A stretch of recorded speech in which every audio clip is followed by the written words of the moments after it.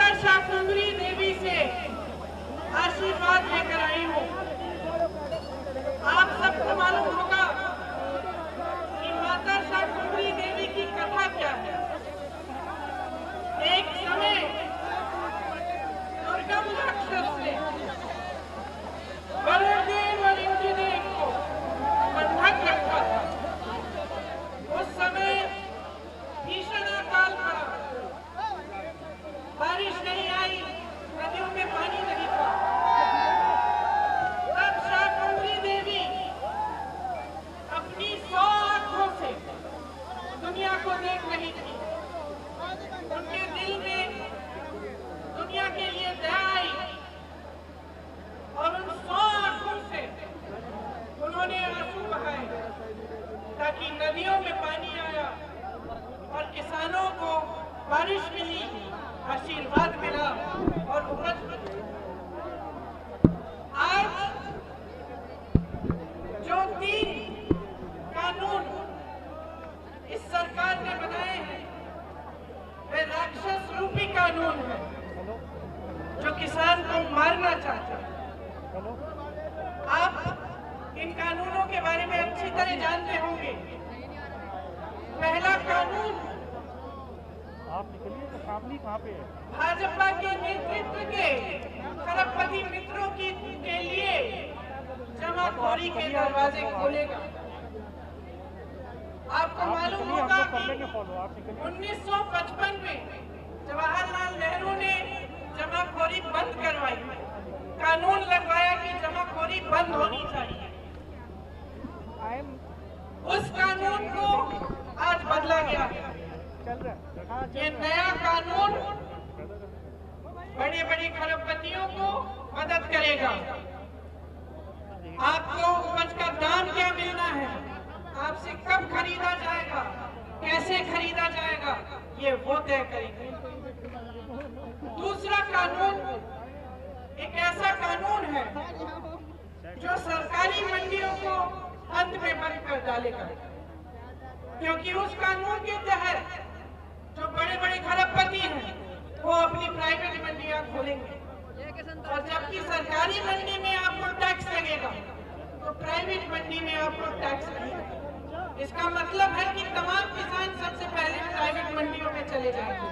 लेकिन आस्ते आस्ते ये होगा कि जो बड़े बड़े खरबपति हैं वो उन मंडियों में सामान स्टॉक में रखेंगे, उन मंडियों में सामान इकट्ठा करके रखेंगे और जब मन चाहे तब आपसे खरीदेंगे, जिस दाम पे चाहे आपसे खरीदेंगे और कोई न्यूनतम प्राइस नहीं होगी, एमएसपी नहीं होगी। ऐसा कुछ कानून नहीं होगा जिसके जरिए आपको अपने उपज का सही दाम मिल पाएगा। तीसरा कानून ये है जिसे कहते हैं कॉन्ट्रैक्ट फार्मिंग का कानून। इसका मतलब है कि ठेके पर आपके साथ एक योजना बनाई जाएगी कि आप एक बड़ा अरबपति आ सकता है, करोड़पति आ सकता है और कह सकता है कि चलिए आप इस गांव में 25 किसान हैं, सब गेहूं उगाइए, आपको हम 20 रुपए का दाम देंगे। बाद में जब आप गेहूं उगाएंगे तो सब उस पर निर्भर होगा कि वो आपसे वो गेहूं खरीदना चाहेगा, 20 रुपए का दाम देगा या 10 रुपए का दाम देगा, या आपसे कह डालेगा कि ये गेहूं ठीक नहीं है, मुझे चाहिए नहीं। ये सब उसी पर निर्भर होगा।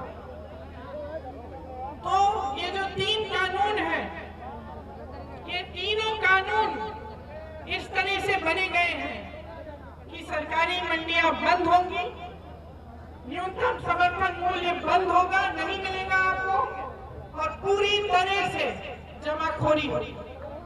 इसका मतलब है कि किसान की आवाज झुकेगी और बड़े बड़े करोड़पति, बड़े बड़े खरबपतियों की आवाज बुलंद होगी।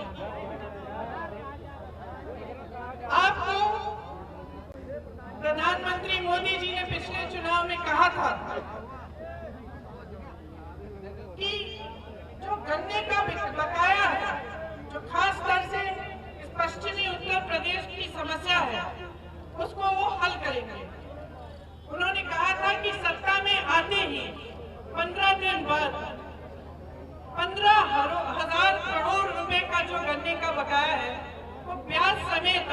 देंगे। नतीजा क्या हुआ?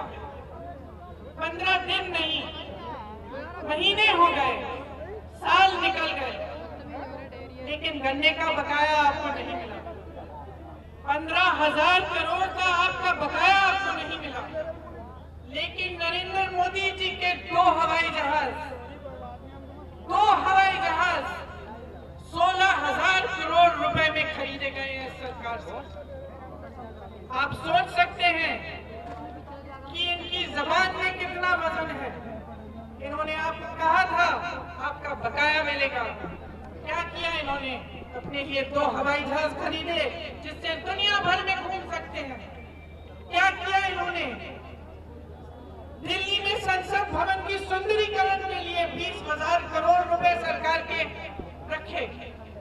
20,000 करोड़ रुपए का सुंदरीकरण, 16,000 करोड़ रुपए के 2 हवाई जहाज और आपके 15,000 करोड़ रुपए का बकाया आज तक आपको नहीं मिला।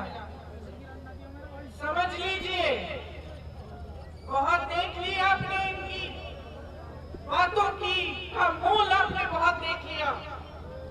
इनका 56 इंच का सीना देख लिया, जिसके अंदर एक छोटा सा दिल है जो सिर्फ अपने खरबपति मित्रों के लिए धड़कता है।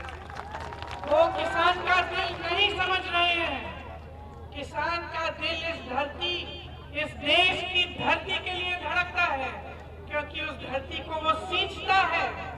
उस धरती से उसकी जान जुड़ी हुई है।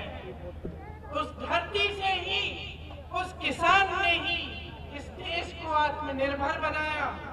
हरित क्रांति, श्वेत क्रांति के जरिए इस देश को आत्मनिर्भर बनाने वाला किसान है। यही किसान का बेटा सीमा पर सुरक्षा करता है, सीमा पर तैनात होकर इस देश की सुरक्षा करता है, इस देश के लिए अपनी जान देता है, इस देश के लिए शहीद होता है। उसी किसान का बेटा एक जवान बनकर प्रधानमंत्री की सुरक्षा करता है। उसी किसान का बेटा प्रधानमंत्री के लिए तैनात होता है और उसे सुरक्षित रखता है। लेकिन ये प्रधानमंत्री किसान का दिल नहीं पहचान रहे हैं, किसान का रोज अपमान कर रहे हैं। इनके जितने भी पार्टी के लोग हैं, इनके जितने भी मंत्री हैं, रोज कहते हैं कि किसान नहीं बैठा है, किसान आंदोलन नहीं कर रहा है, ये सच्चा आंदोलन नहीं है। कहते हैं कि ये आतंकवादी है, ये देशद्रोही है। प्रधानमंत्री ने खुद संसद में किसानों का अपमान किया। क्या कहा उन्होंने? हंसे, किसानों को आंदोलन जीवी कहा। क्या मतलब है इसका? क्या मतलब है आंदोलन जीवी का? किसान आंदोलन कर रहा है अपने जीवन के लिए, अपनी मिट्टी के लिए, अपने देश के लिए, अपने बेटे के लिए जो हमारी सीमा पे खड़ा हुआ है। उसका मजाक उड़ाने वाला, उसको देशद्रोह कहने वाला, उसको आतंकवादी कहने वाला, वो देशभक्त नहीं है। वो देशभक्त कभी नहीं हो सकता जो किसान के दिल को नहीं पहचान सकता। इस देश को किसान ने बनाया है। 78 दिनों से किसान दिल्ली बॉर्डर पर बैठा है।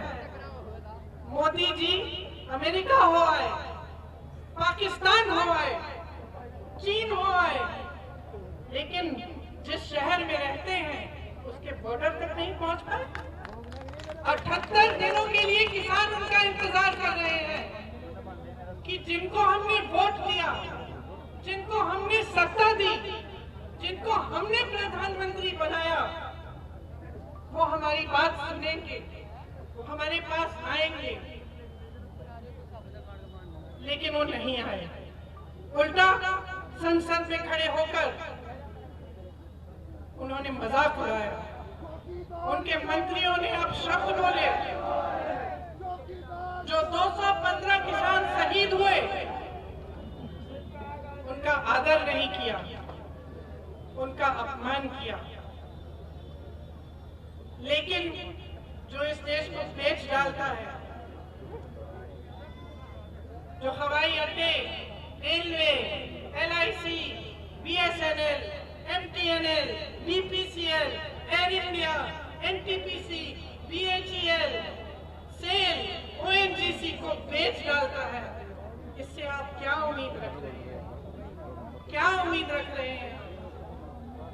मैं आज यहाँ आई हूँ आपको बताने कि कांग्रेस पार्टी और मैं और कांग्रेस की एक एक नेता आपके साथ खड़े हैं। आपके साथ इस आंदोलन में हम खड़े हैं। हमारी शक्ति आपकी शक्ति है। लेकिन मैं ये भी बताने आई हूँ बहनों और भाइयों, जाग जाइए। जिससे आप उम्मीद रख रहे हैं वो आपके लिए कुछ नहीं करेंगे। आपने इनका राज देख लिया, सब कुछ देख लिया। अब समझदार बन जाइए, समझ लीजिए कि सच्चाई क्या है। जब ये आपसे बड़े बड़े वादे करते हैं तो समझ जाइए कि ये वादे खोखले हैं, ये शब्द खोखले हैं। इन्होंने अपने बड़े बड़े खरबपति मित्रों के लिए सब कुछ किया है, उनके लिए सारे दरवाजे खोल दिए।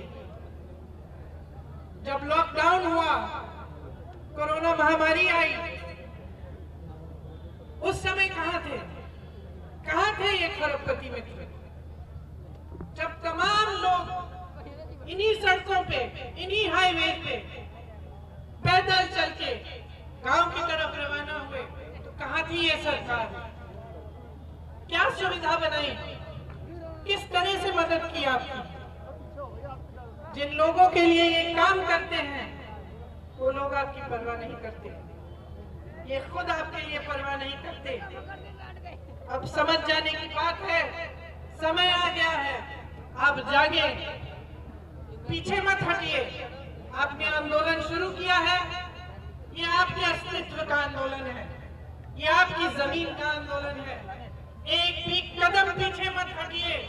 हम आपके साथ खड़े हैं, आपके साथ लड़ेंगे। जब तक ये कानून रद्द नहीं होंगे तब तक हम पीछे नहीं हटेंगे।